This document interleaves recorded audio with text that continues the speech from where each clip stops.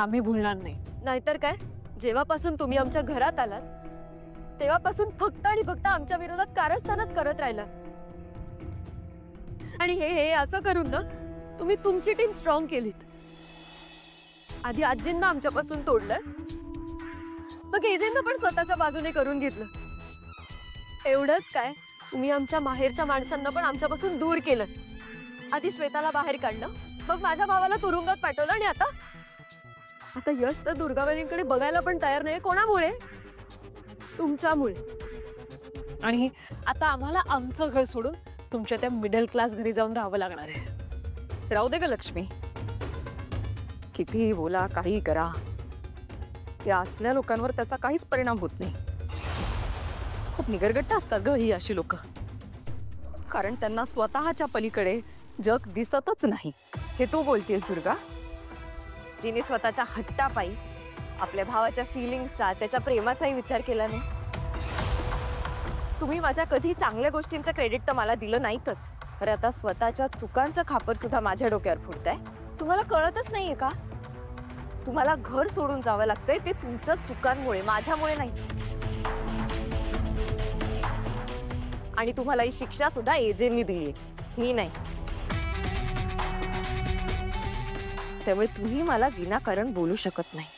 बोला, जितकं बोलायचं तितकं बोला, पण एक गोष्ट कायम लक्षात ठेवा, हे घर माझं आहे आणि माझ्या घराच्या सुखासाठी मी काहीही करू शकते.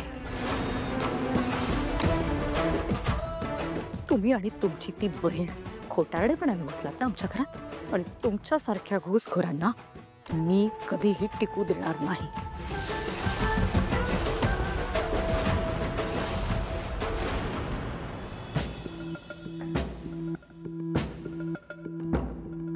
काय झालं?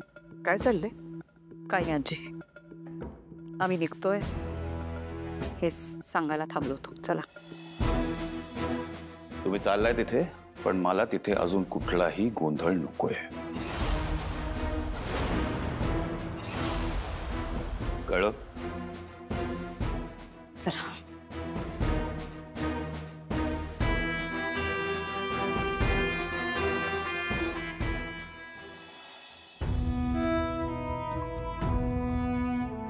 आज लग्नामध्ये जे काही घडलं त्यामुळे रेवती आणि यशला खूप दुःख झाले.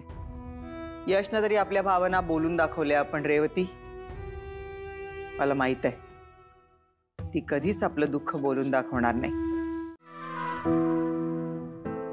आवरलं का तुमचं? आवरा आवरा पटकन. हा खूप का.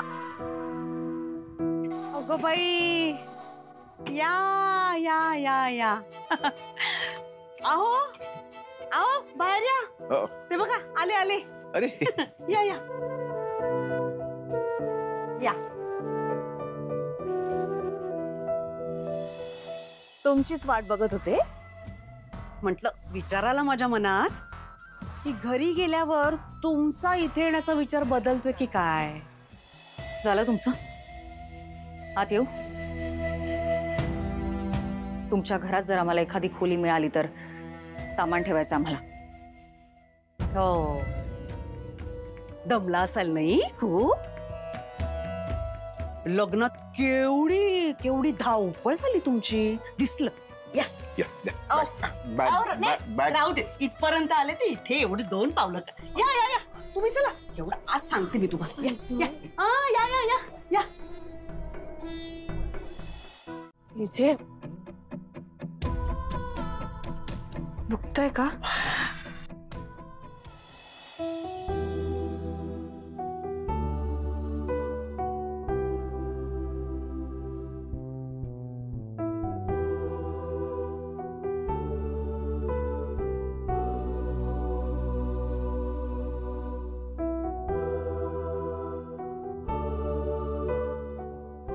आता झोपेत जर एजेनी कूस बदलली तर परत हातावर जोर येणार, परत त्यांना दुखणार, झोपमोड पण होणार त्यांची. काय करू?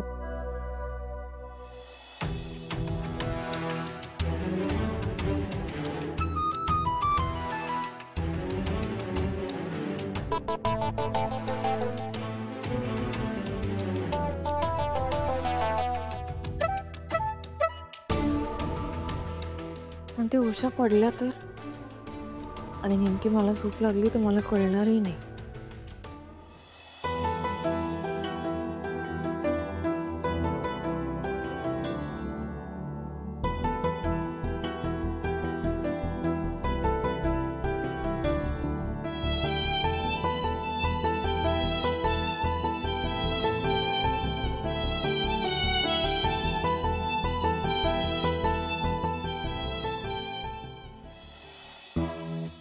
किती मच्छर आहेत. असं वाटतं ते कालिंदीला पण मारू. अय्या, ह्याची बॅटरी पण गेली. वहिनी, आपलं कसं झालंय माहितीये? तिकडे लीला, इकडे कालिंदी आणि मधल्या मध्ये आपली वरात. खरंच वहिनी, काही करू ना आपल्याला या बाईच्या कचाट्यातून सुटायला हवं. तर एजेनी भर लग्नात ह्याची बाजू घेतली, त्याच्यामुळे हे इतकी शेफारली आहे ना. पण इथे राहण्या वाचून आपल्याकडे ऑप्शन नाहीये. एजेंनी शिक्षा दिली आपल्याला, ती आपल्याला पूर्ण करायचीच आहे. वहिनी, पण म्हणून काय या बाईचं सगळं ऐकत बसायचं आपण? हो, या मूर्ख बाईचं सगळं ऐकायचंय आपण. हिने आपल्याला या साड्या नेसवल्या, बाहेर झोपवलंय, आपले दागिने काढून घेतले.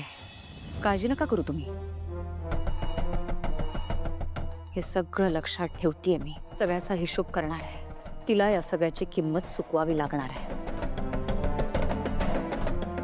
नाही, या कालिंदीला रस्त्यावर आणलं ना तर नावाची दुर्गा जहागीरदार नाहीये.